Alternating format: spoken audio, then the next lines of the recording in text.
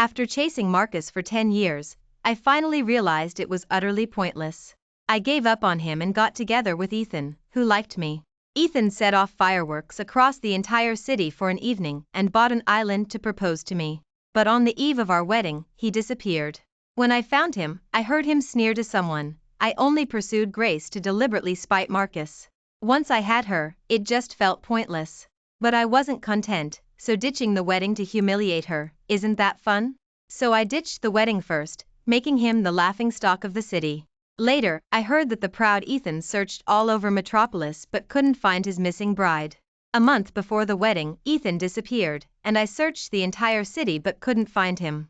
On the 7th day of his disappearance, I received news that he had appeared in Riverton. I flew there overnight. On a cruise ship, I finally saw him. Just as I was about to knock and enter, I heard his sneering voice, "I only pursued Grace to deliberately spite Marcus. Once I had her, it just felt pointless." I froze in my tracks. He didn't seem drunk, in fact, he was quite sober. That's why those cruel words came out of his mouth, and after a taste of her, she turned out to be quite boring. A wave of ambiguous laughter rippled around. That's Ethan for you, conquering the unattainable beauty.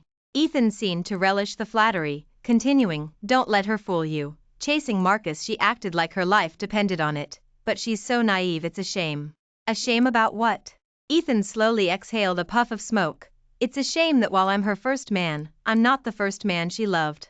She loved Marcus for 10 years, who knows if her heart has truly cleared itself of him. If it weren't for being sworn enemies with Marcus, and wanting to get Grace just to spite him, I wouldn't have bothered with that whole devoted man act." Someone joked, "You've had her for 3 years now, E.T. Han, why the sudden lament?" Ethan looked irritated, his voice cold. "Exactly because I chased her for so long, that's why I feel so unfulfilled."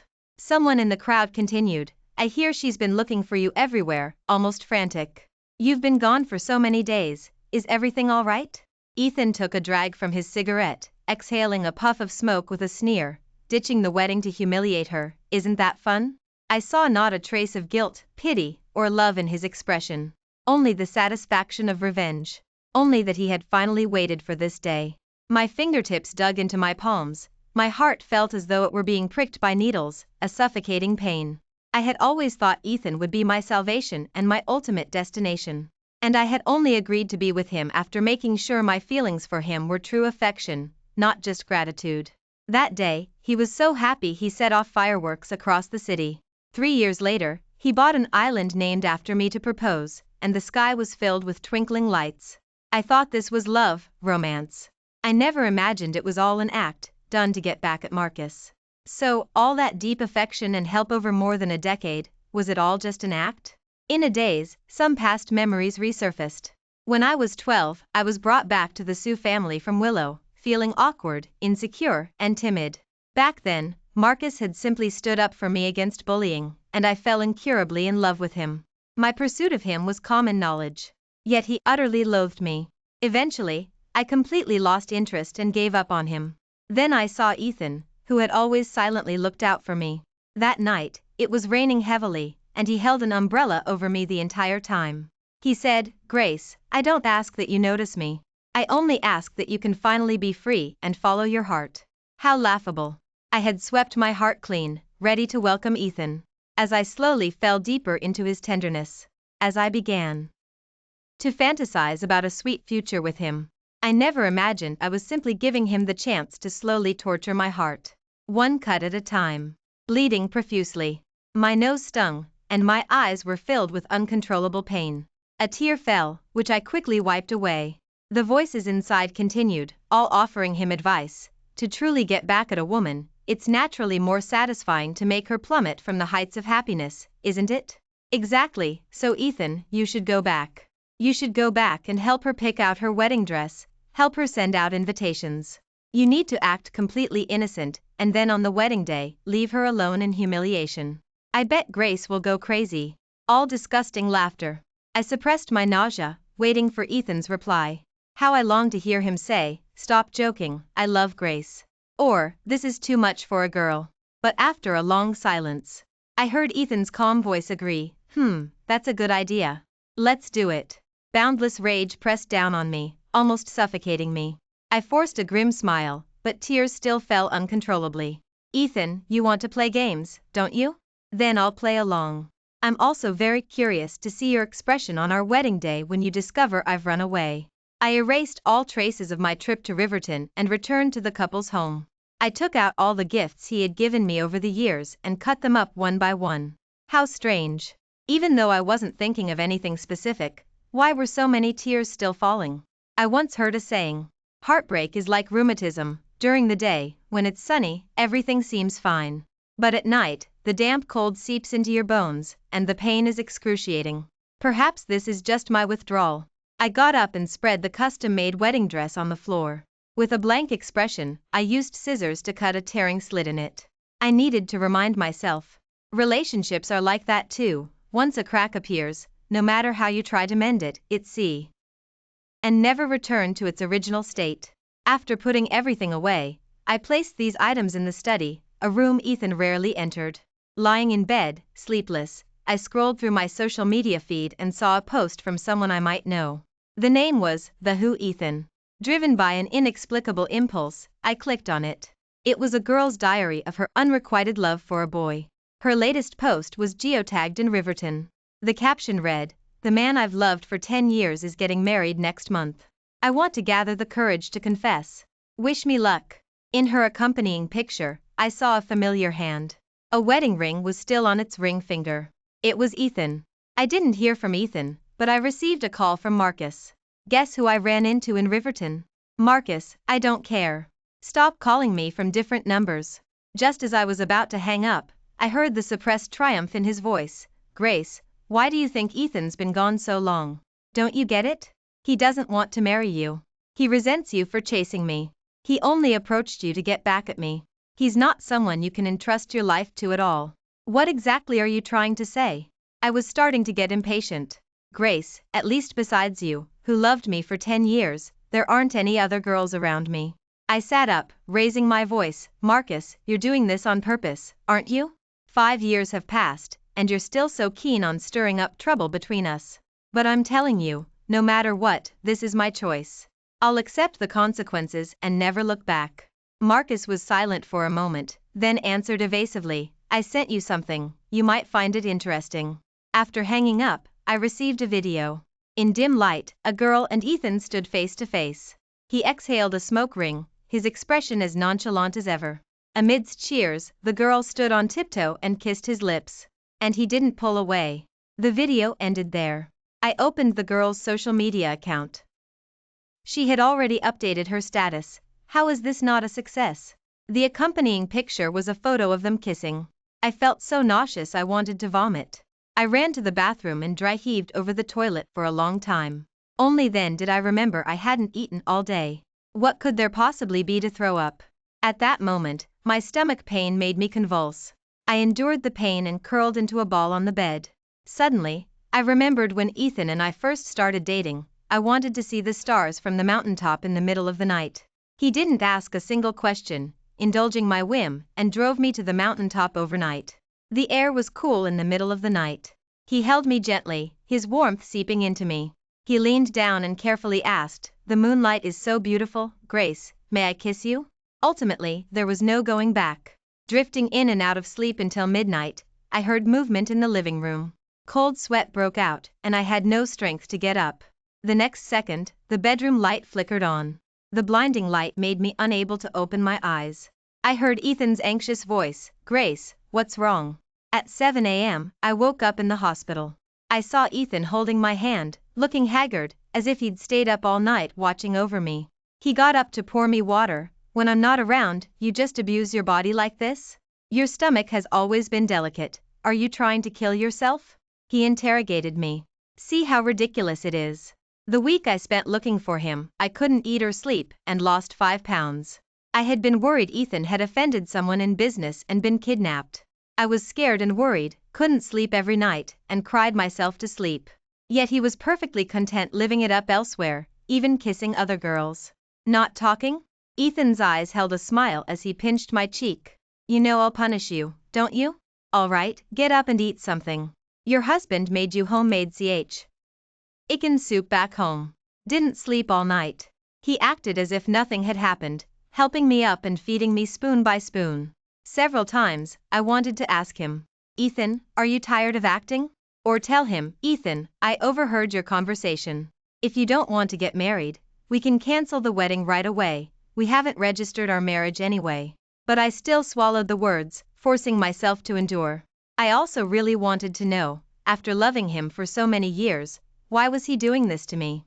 Just because I once liked someone else, did that mean I didn't deserve love?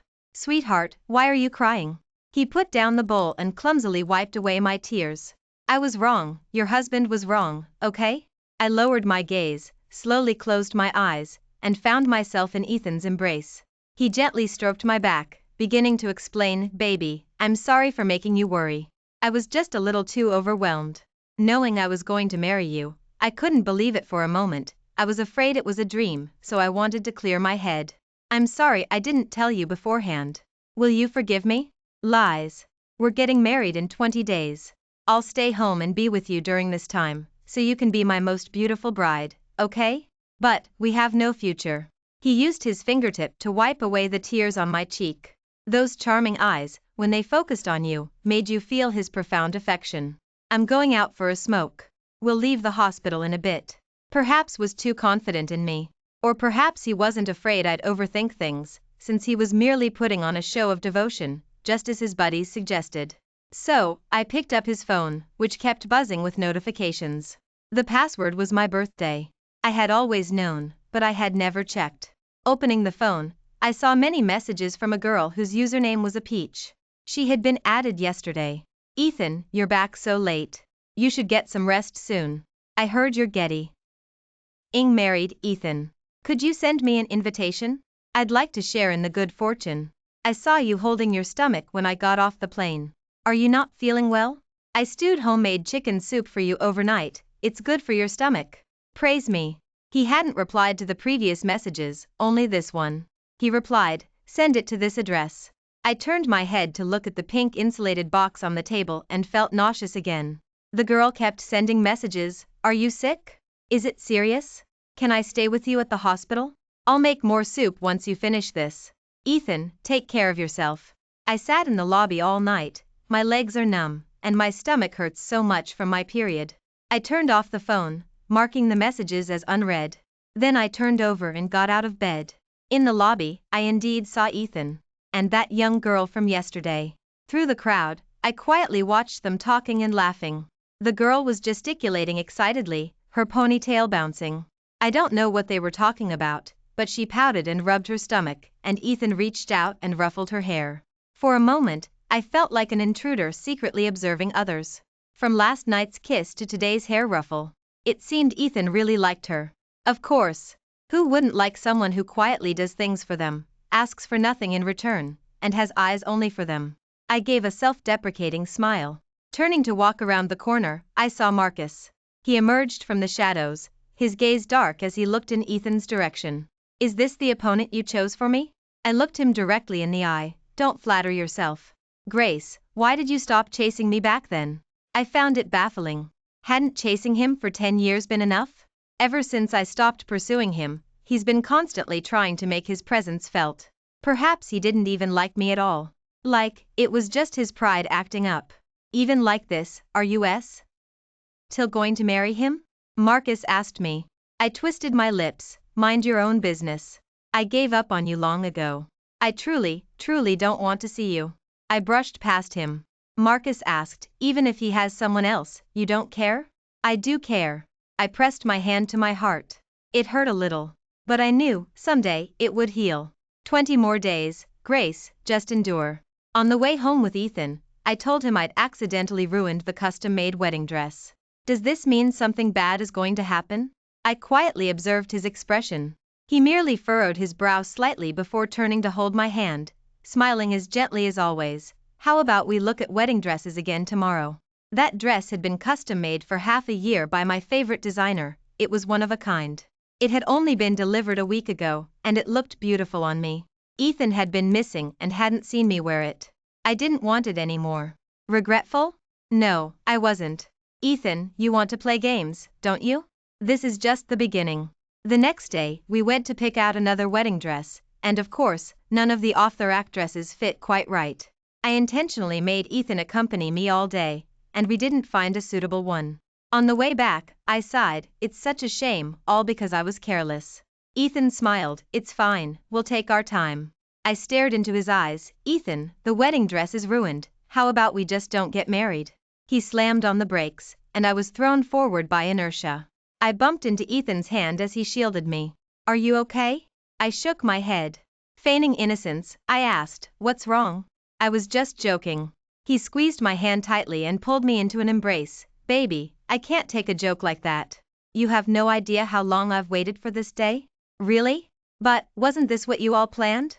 To help me pick out a wedding dress, to help me write invitations, to create happy memories with me, and then stab me in the back. Kay, I'm just helping you create the opportunity. What are you afraid of? That evening, we got back.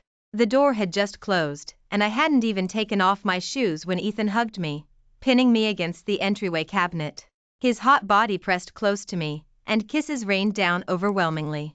Eager to release his emotions, I dodged him, gently pushing him away. Ethan, I don't feel well, I don't want to. His body stiffened, his arousal checked by my discouraging words. He seemed to be trying to read something on my face. After a while, he sighed and held me, gently rubbing my stomach. Does your stomach still hurt? I neither nodded nor shook my head. He kissed my hair. You sit here for a bit. I'll take a shower and then make you dinner. His phone beside him kept flashing. I unlocked it and saw messages from that girl. Ethan, I haven't received my invitation yet. A cute emoji. Oh, Aunt asked me to go to your company tomorrow. My resume passed. I'm so awesome. Hope everything goes smoothly so I can see you every day, and even bring you homemade lunch. He hadn't replied to any of the previous messages, only this one. He replied, send it to this address. I turned my head to look at the pink insulated box on the table and felt nauseous again. The girl kept sending messages. Are you sick? Is it serious? Can I stay with you at the hospital? I'll make more soup once you finish this. Ethan, take care of yourself. I sat in the lobby all night, my legs are numb, and my stomach hurts so much from my period. I turned off the phone, marking the messages as unread. Then I turned over and got out of bed. In the lobby, I indeed saw Ethan, and that young girl from yesterday. Through the crowd, I quietly watched them talking and laughing. The girl was gesticulating excitedly, her ponytail bouncing. I don't know what they were talking about, but she pouted and rubbed her stomach, and Ethan reached out and ruffled her hair. For a moment, I felt like a third party secretly observing others. From last night's kiss to today's hair ruffle, it seemed Ethan really liked her. Of course, who wouldn't like someone who quietly does things for them, asks for nothing in return, and has eyes only for them? I gave a self-deprecating smile. Turning to walk around the corner, I saw Marcus. He emerged from the shadows, his gaze dark as he looked in Ethan's direction. Is this the opponent you chose for me? I looked him directly in the eye. Don't flatter yourself. Grace, why did you stop chasing me back then? I found it baffling.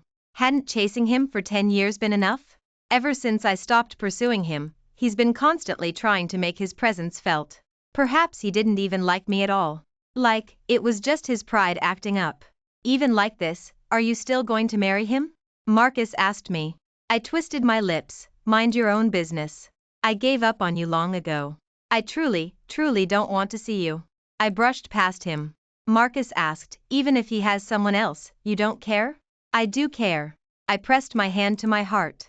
It hurt a little, but I knew, someday, it would heal. 20 more days, Grace, just endure. On the way home with Ethan, I told him I'd accidentally ruined the custom-made wedding dress. Does this mean something bad is going to happen? I quietly observed his expression. He merely furrowed his brow slightly before turning to hold my hand, smiling as gently as always. How about we look at wedding dresses again tomorrow? That dress had been custom-made for half a year by my favorite designer. It was one of a kind. It had only been delivered a week ago, and it looked beautiful on me. Ethan had been missing and hadn't seen me wear it. I didn't want it anymore. Regretful? No, I wasn't. Ethan, you want to play games, don't you? This is just the beginning. The next day, we went to pick out another wedding dress, and of course, none of the off-the-rack dresses fit quite right. I intentionally made Ethan accompany me all day, and we didn't find a suitable one. On the way back, I sighed, it's such a shame, all because I was careless. Ethan smiled, it's fine, we'll take our time. I stared into his eyes, Ethan, the wedding dress is ruined, how about we just don't get married? He slammed on the brakes, and I was thrown forward by inertia. I bumped into Ethan's hand as he shielded me. Are you okay? I shook my head. Feigning innocence, I asked, what's wrong? I was just joking. He squeezed my hand tightly and pulled me into an embrace. Baby, I can't take a joke like that. You have no idea how long I've waited for this day? Really? But, wasn't this what you all planned? To help me pick out a wedding dress, to help me write invitations, to create happy memories with me, and then stab me in the back. I'm just helping you create the opportunity. What are you afraid of? That evening, we got back. The door had just closed, and I hadn't even taken off my shoes when Ethan hugged me, pinning me against the entryway cabinet. His hot body pressed close to me, and kisses rained down overwhelmingly. Eager to release his emotions, I dodged him, gently pushing him away. Ethan, I don't feel well, I don't want to. His body stiffened, his arousal checked by my discouraging words. He seemed to be trying to read something on my face. After a while, he sighed and held me, gently rubbing my stomach. Does your stomach still hurt? I neither nodded nor shook my head. He kissed my hair. You sit here for a bit. I'll take a shower and then make you dinner. His phone beside him kept flashing. I unlocked it and saw messages from that girl. Ethan, I haven't received my invitation yet. A cute emoji. Oh, Aunt asked me to go to your company tomorrow. My resume passed. I'm so awesome. Hope everything goes smoothly so I can see you every day, and even bring you homemade lunch.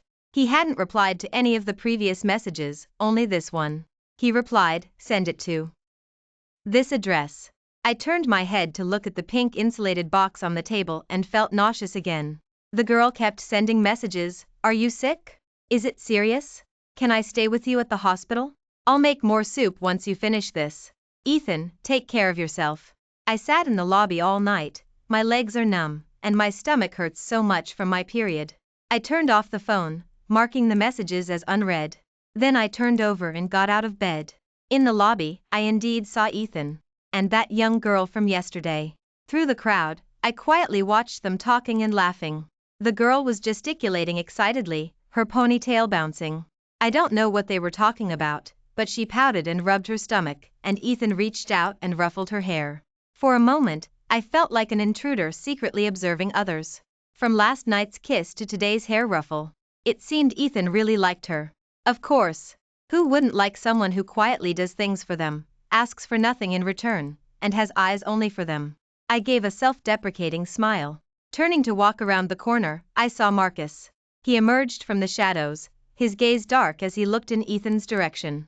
Is this the opponent you chose for me? I looked him directly in the eye. Don't flatter yourself. Grace, why did you stop chasing me back then? I found it baffling. Hadn't chasing him for 10 years been enough? Ever since I stopped pursuing him, he's been constantly trying to make his presence felt.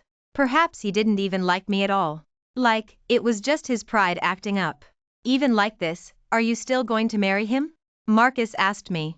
I twisted my lips. Mind your own business. I gave up on you long ago. I truly don't want to see you. I brushed past him.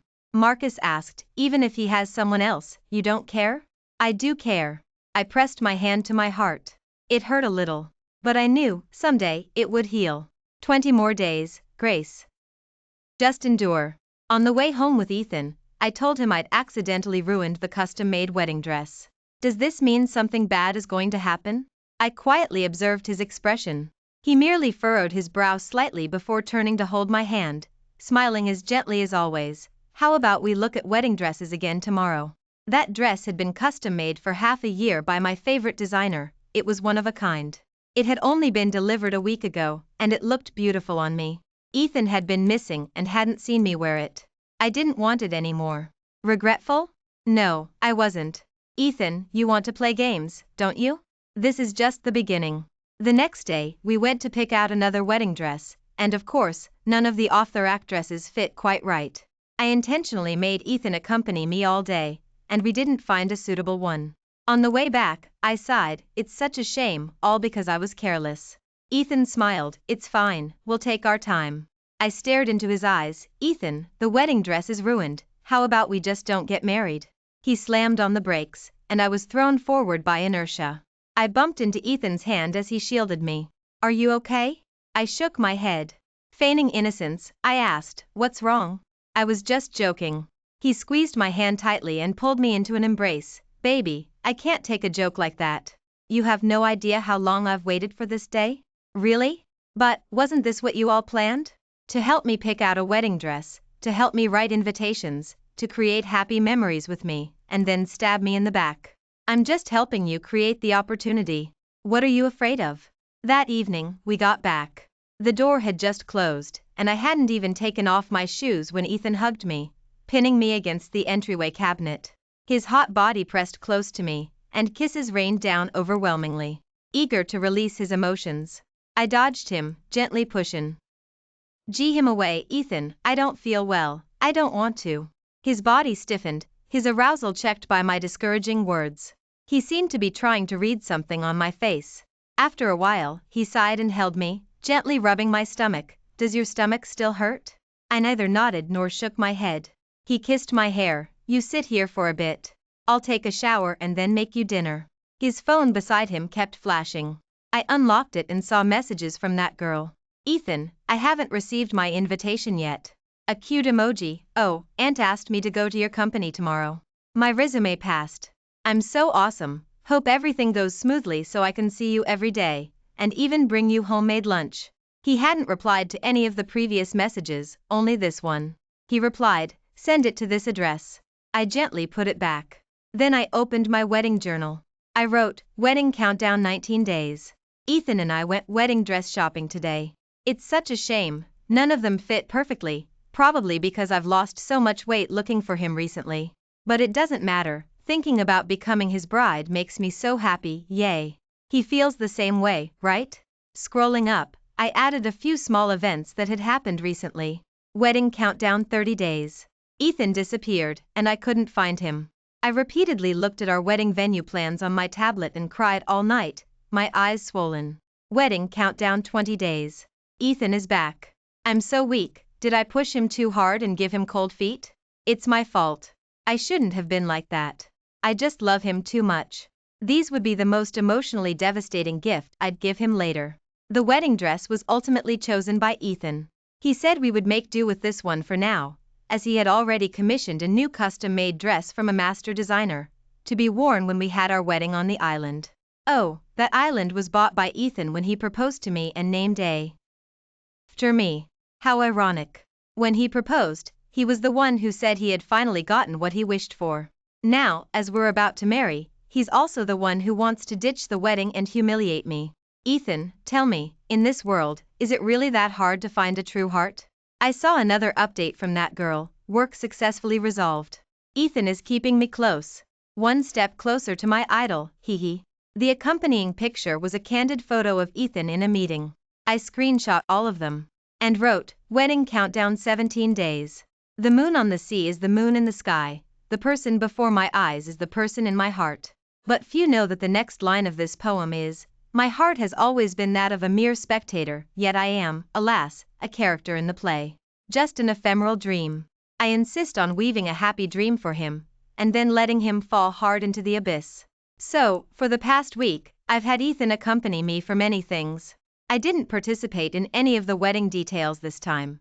I made Ethan handle all the liaison with the planning company himself. I wanted him to understand every single step. Even the smallest bouquet of flowers, I wanted him to know its origin. I made him more familiar with every single process, right down to what needed to be done every minute, more than I was. He hugged me, complaining playfully, wife, marrying you is truly a huge project. I laughed openly, Ethan, with such a massive project and so much effort put in, you wouldn't ditch the wedding that day, would you? He fell silent for a moment, not speaking. After a long while, he hugged me tightly, wife, how could I possibly ditch the wedding? I'm madly in love with you.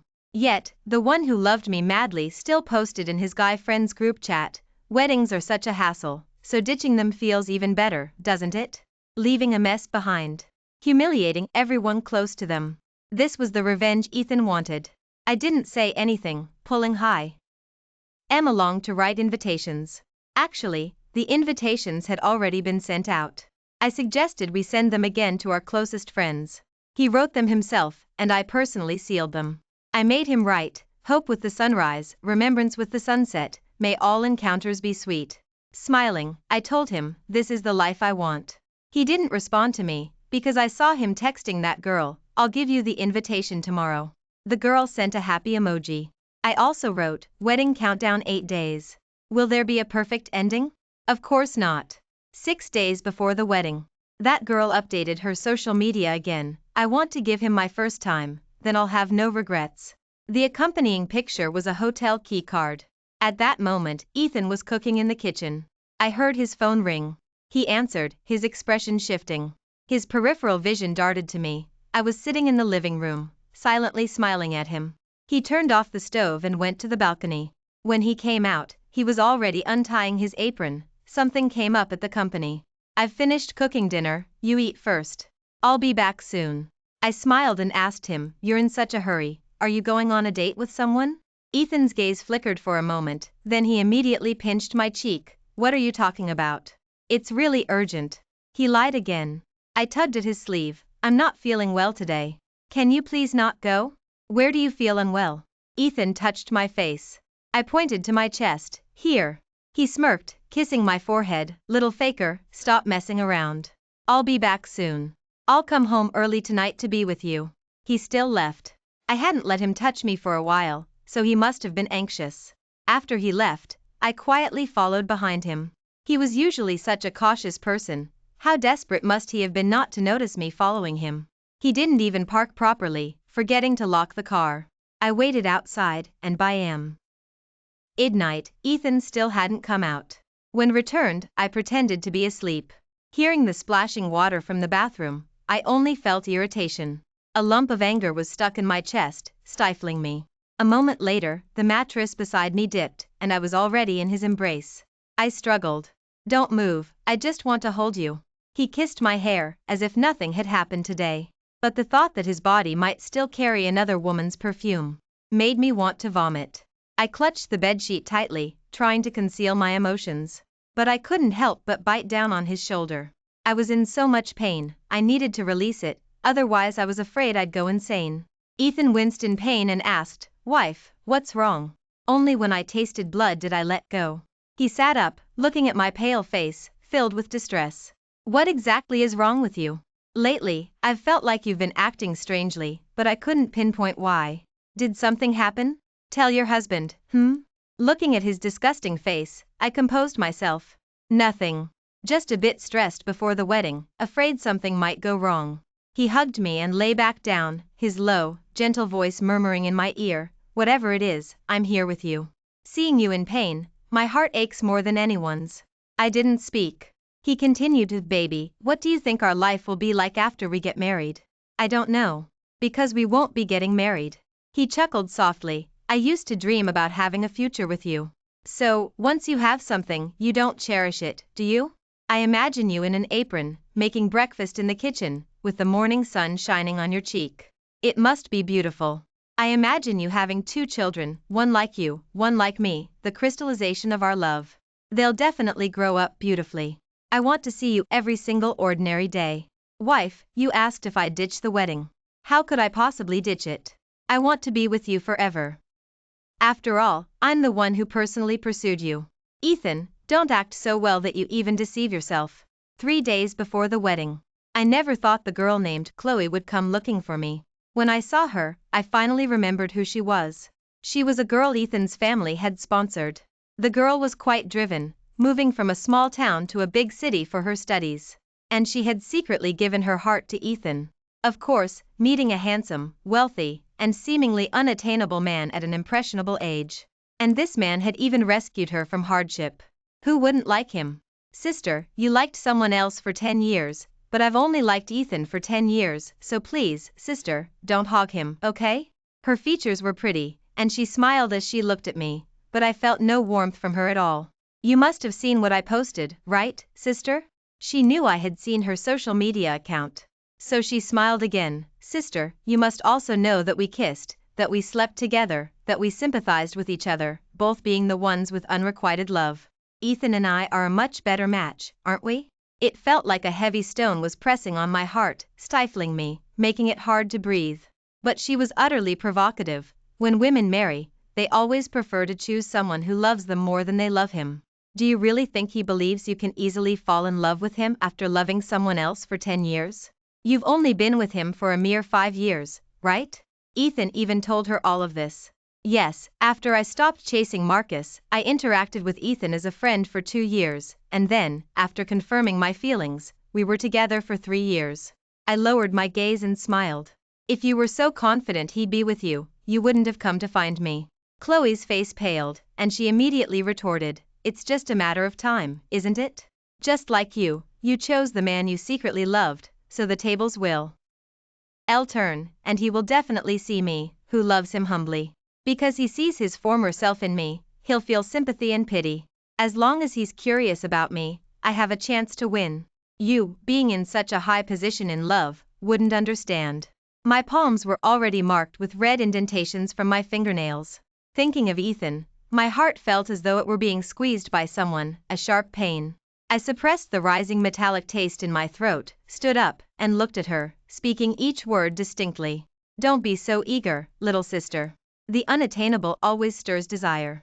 It's your position as a secret admirer that you should truly cherish. Because once you ascend, the idealized love will become the mundane reality, and the cherished affection will turn into the forgotten trifle. I leaned against the car, taking deep breaths, but still couldn't shake the vexation weighing on my heart. The dull ache in my heart transformed into a knife twisting inside, making my hands tremble slightly. I clutched my chest, desperately suppressing the stinging in my eyes. No, Grace, not now. Ethan already feels guilty towards me. It's almost over. During this time, I also took him to all the places where we had our countless firsts to take photos. I gave him the task of compiling them into an album, representing the years we'd spent together. I told him these would be our beautiful memories in the future. As he worked on it, he would pause for a long time after writing down each location. I knew he was reminiscing. His revenge against me was real, but those feelings weren't fake. I intend to use his guilt as a sword to pierce him. Does it hurt? I hurt more than he does. Because during those times, my love had not a single impurity. But I haven't lost, because I can love, and I can let go. I just misjudged the person. When I came back to my senses, a bottle of water appeared before me. I looked up, Marcus stood in the sunlight. I saw everything, he said. Even like this, are you still going to marry him? I didn't take his water. He asked, do you regret it? Every love is an experience. I don't regret it. Would you consider me? He asked, looking at me cautiously. I was almost laughing from exasperation. Are all men like this? When you eagerly offer your heart to them, they disregard it, but when you withdraw that obvious favoritism, they all rush to tell you they love you. Marcus, I've told you countless times, I don't have feelings for you anymore. Even if Ethan and I break up, I would never choose you. Why? In our circles, we're a perfect match in every way, and we've known each other for so many years, inside and out. I scoffed, so I, Grace, must choose between you and Ethan? I can't live without either of you, is that it? No. He tried to reach for me, but I dodged him.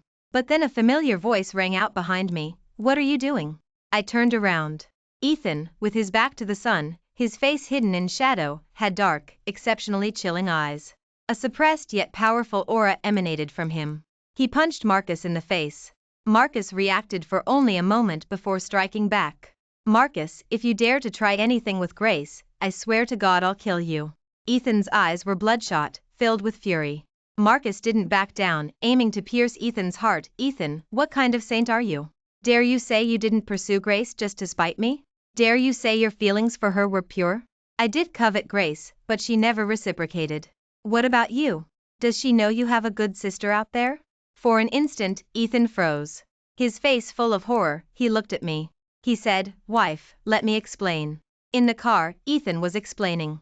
He said she was just a young girl who liked him, and seeing her reminded him of his past self. That there was nothing between them. Ethan squeezed my hand tightly. I've loved you for so many years, and we're about to get married. You have to believe me. My fingers tightened. It was strange. The turmoil in my heart had slowly subsided. I looked at him calmly. Ethan, how about we just don't get married? What? The panic in his eyes didn't seem to be an act. "We're getting married in 3 days, baby. Please don't say things you don't mean, okay? Ethan, do you feel quite resentful?" I smiled slightly. "Do you think I chose you as a second option? That you don't believe I stopped loving Marcus? That you think there's always a place for him in my heart?" "No. It's not like that." I smiled through my tears. "Ethan, I genuinely liked you. I liked your gentleness and thoughtfulness, how unique I was in your eyes. Or maybe, there's no reason for liking someone. That day, when you stood in the rain, something in my heart stirred, and I thought, perhaps you were the one." The corners of his eyes reddened, his voice trembling as he shakily reached to wipe my tears. "I know, don't say any more. I keep feeling like you're breaking up with me. Don't leave me, please. Ethan, do you love me?" He answered almost without hesitation, "Yes, of course I do. No one loves you more than I do. But you were also the one who hurt me." I sniffled, "Then I'll believe you just this once." After all, it wasn't time yet. 2 days before the wedding, Ethan and I each returned to our own homes. When he dropped me off, he held my hand tightly, as if afraid I'd run away. "Grace, we will get married, right?" I gave an equivocal answer. He reassured himself, "Of course we'll get married. We will get married." That night, however, I secretly returned to the house filled with our memories. I took everything that belonged to me, even wiping away every strand of hair from the floor, leaving behind only the pile of damaged gifts he'd given me, and the wedding gown I had slashed, and the wedding journal and wedding ring. I really wanted to see Ethan's expression when he realized I was gone at the wedding. It must have been quite something. The day before the wedding, Chloe posted an update again. "The man I love most is getting married tomorrow, and I'm not the bride." The accompanying picture showed her wrist cut, lying in a hospital bed. I drove out, sunglasses on, and waited by the hospital entrance. Soon, I saw Ethan appear. Chloe suddenly threw herself into his arms. Ethan stood there, not reaching out, but not pushing her away either. From a distance, I couldn't tell what they were saying. Chloe buried her head against his chest, crying incessantly. Strangely, this time I felt nothing. I suddenly recalled the second year of my relationship with Ethan. When our love was deep, I asked him, "Will you ever cheat on me, and fall for a younger, more beautiful girl?" He rubbed his face against mine. "What are you talking about? Who could be as beautiful as you? Besides, if I could cheat, there wouldn't be any good men left in this world. I met you when I was 12, and we've been together since I was 25. Half my life has been with you. How could I possibly fall for anyone else?" It was all a lie. On my phone was a message from Sarah. "My doctoral advisor is an absolute genius. You'll absolutely love it here. God knows how much I've been looking forward to you coming. You finally came to your senses. I always thought you were just joking about applying for your doctorate. I'm so excited I can barely wait. How soon can you get here? I'll roll out the red carpet for you at the airport." Watching the two pouring out their hearts to each other not far away, I lowered my head and replied, "Tonight." All traces of me had been cleared from Ethan's couple's home. The wedding journal had entries written in advance, wedding countdown, 2 days. I finally understand that one must love themselves first. It's not that I don't deserve love, it's that you don't deserve mine. There's nothing wrong with me. Wedding countdown, 1 day. This time seemed like an opportunity for you, but it was actually for my self, to prevent me from feeling regretful when we parted. So I watched your every move with a cold eye, saw how you hurt me, and how you remained unbothered, until I looked at you and felt no love, no ripple of emotion, and even began to find you utterly disgusting. Ethan, I've moved on." Then I packed my bags and turned off my phone. I boarded the plane without looking back. I had to allow some people to appear in my life briefly. If I loved the wrong person, I would bravely let go and move boldly forward. Every road eventually ends. But I was also looking forward to something. "Ethan, I've skipped the wedding tomorrow too. Are you surprised?" In my 3rd year in the UK, I was fully immersed in my studies and secured an assistant professor position. Just before graduation, Sarah came to find me for a drink. "Didn't I go back home a few days ago? Guess who I saw?" "Who?" "Your 2-timing ex, that's who." Sarah fumed, "That scumbag.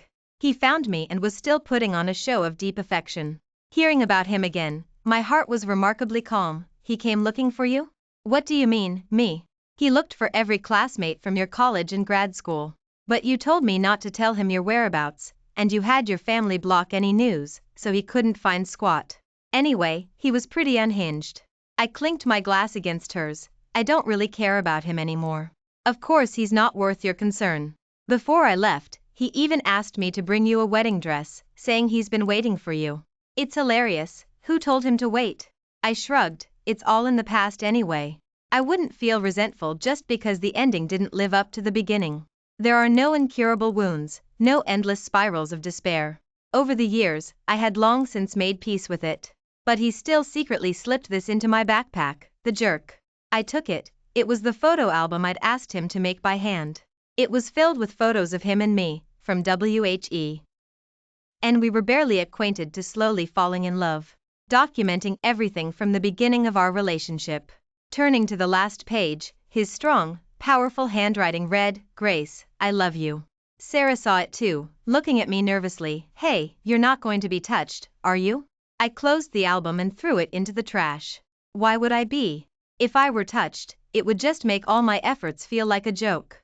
Sarah breathed a sigh of relief. "But there's something you might find interesting." I heard Chloe's story. It was quite a scandal in the domestic news. She'd apparently been caught red-handed as the other woman and beaten up by the original wife on the spot. Then she tried to use live streaming to clear her name. But more damaging information was dug up, revealing she was a habitual offender. All the posts she made while pursuing Ethan were exposed. Her crush diary backfired, and she was universally condemned, knowingly being the other woman? Ugh, it makes my blood boil. I didn't even know people could talk about meddling in someone else's relationship so elegantly these days. Confessing her feelings before the wedding, offering herself up? Is this woman out of her mind? If I were the groom's fiancé, I'd go up there and just beat her senseless. The woman's trashy, but the man's not innocent either. If he had proper boundaries, would she be able to cause so much drama? So everyone was closely following the outcome of this relationship. An insider claimed the bride had fled the wedding on the day itself. The groom searched the entire city but couldn't find his missing bride. He went mad. A chorus of netizens cursed him, saying he deserved it. Sarah said, "I hope you never have to deal with those two toxic people in your life." As if on cue, after I finished my speech as an outstanding PhD graduate, I saw Ethan backstage. He grabbed my wrist. "Grace. I'm sorry, can you please just hear me out?" I pulled my hand back. My gaze toward him filled only with indifference. "Does it matter?" His face fell, and he choked back tears, barely able to speak. "Grace, you can't do this to me. Even a criminal gets a chance to speak in their defense. You can't just condemn me outright." I calmly gazed at the face I once loved. "A predetermined outcome won't change because you say I'm sorry, nor will I forgive you because of an explanation." He still wouldn't give up. "Is there really no chance for me to make amends? What's the point? The moment you said you only pursued me to spite Marcus, we had no future." I thought for a moment and continued, "Perhaps, initially, I played along with a similar vengeful mindset, creating those happy memories you spoke of. I even endured those days with a sliver of hope for you. But you still weren't satisfied, you just wanted to flee the wedding just to humiliate me. Ethan, what more is there to say? I don't owe you anything." "I owe you," Ethan explained urgently, the bloodshot veins in his eyes more prominent. "It's me who owes you, that's why I came to find you. I wouldn't have fled the wedding that day. I only ever considered you my bride. The only bride in this lifetime. In the past, when I read novels and saw the heroine leave after accumulating enough disappointment, I would eagerly anticipate the hero's painful pursuit, feeling that his regret, his guilt, and his realization of her importance to him were his greatest punishments. But now that this scenario was happening to me, I didn't feel the great sense of vengeance I had imagined. Perhaps because their regretful emotions were truly insignificant compared to the genuine feelings I had invested. Our relationship ended 3 years ago. You should leave. Ethan didn't leave. He bought the apartment across from mine and moved in. And he showed up at my university every day. He shamelessly pursued me for half a year, acting as if he intended to wear me down for the rest of his life. Sometimes, Hen I was fed up, I'd snap at him, "Ethan, stop acting out this expired devotion, okay?" His eyes reddened instantly. "Grace, please, don't do this to me, okay? I shouldn't have run my mouth, I shouldn't have said those words to hurt your feelings, I shouldn't have thought about fleeing the wedding to embarrass you. I truly love you, it was just my ridiculous pride that made me unwilling to let go. I know I was wrong. Please, don't abandon me." My heart remained undisturbed. In fact, I found it somewhat amusing. Ethan, you're really being quite unappealing. I continued to ignore him. I thought things were absurd, but I never imagined they could get more absurd. Marcus, somehow hearing about Ethan, followed him here too.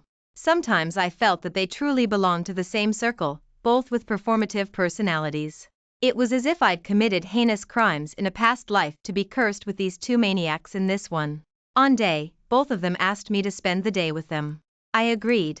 I wanted to make things clear to them once and for all. Ethan had booked an entire restaurant. When I stepped inside, it was already decorated with camellias filling the entire space. The joy on his face wasn't feigned, yet when he saw Marcus appear behind me, he instantly lost all color. Why are you here? Marcus scoffed. She invited me. I placed my bag on the table and lifted my chin. Both of you, sit down. Grace. Ethan called my name. Today, I'm going to make everything clear, once and for all. The three of us have known each other for 18 years. We're all 30 now, let's stop playing these childish games. I looked at Marcus. I'm grateful you were a beacon of light when I was helpless. Perhaps I only loved that light, not you. When you gave no response and grew tired of my affections, I let go of that love. So, Marcus, I don't owe you anything. And let me tell you, your current obsession with me is just because that obedient, timid girl has grown into someone who doesn't need protection and doesn't revolve around you. You're simply unwilling to accept it. I'm not a pawn in your rivalry. So, just leave. It's better for both of us. Marcus looked at me silently, then turned and left. Watching his retreating back, for a moment, I seemed to travel through time and saw my 12-year-old self, hiding in the bathroom, hurt and self-conscious. But this time, he wasn't saving me. Instead, I had finally learned to fight back. It took a long time, but it wasn't too late, was it? Grace, I know you liked me, that you truly loved me with all your heart. Ethan seemed to realize what I was about to say. A pained expression crossed his face. My feelings for Ethan, perhaps, were a bit more complicated. I paused. As for Chloe, he quickly interjected, I never loved her, nor did I ever touch her. I nodded. Yes, you just wanted to vent your unwillingness to accept the situation with me, especially as the wedding date approached. You felt more suffocated by unresolved feelings. I'm not lying to you. In those 5 years we were together, I experienced happiness, pain, bitterness, and sweetness. Those were the feelings of love, they were my experiences, and I once imagined spending the rest of my life with you. But sometimes, life is unpredictable. I heard those words, I played along with your charade, and I retaliated against you fiercely, using the very things you intended to use against me. Stop talking, Grace. 18 years. How can you ask me to give up? How can I give up? Ethan choked back tears, which streamed down his face. What do I have to do for you to forgive me? Please tell me. I sighed. The three of us have been entangled for too long, we'll never find happiness. Besides, it's like that wedding gown. Once torn, it can't be repaired. Even a new one, custom-made, wouldn't fit. This is the ending between you and me. I stood up. So, don't come looking for me anymore. I cannot bear the weight of your love. And I won't look back. He painfully ran his hands through his hair. The future is so long. Is there really not a single chance for me? I smiled at him. Ethan, did you receive the painting I commissioned from your favorite artist when I was 23? He froze for a moment, and a tear finally traced a path from the corner of his eye. We're completely over, aren't we? I said nothing. Turning and walking away was my answer. What's lost is lost. I might occasionally feel a pang of longing, but I won't have regrets. When I closed the door, Ethan was still standing there, motionless. But I knew it was all over. Mountains and oceans find their destined paths, storms naturally subside and meet their calm. Lingering sorrows will eventually find peace, and all things will ultimately fall into place. May I live life to the fullest, with an open and joyful heart. For there will always be a gentle breeze of human kindness to fill my myriad dreams. Thank you for watching today's story. If you enjoyed this video, please like it and share it with your friends. We look forward to hearing your thoughts in the comments section. Feel free to share your views, and don't forget to subscribe to our channel for more exciting stories. See you next time.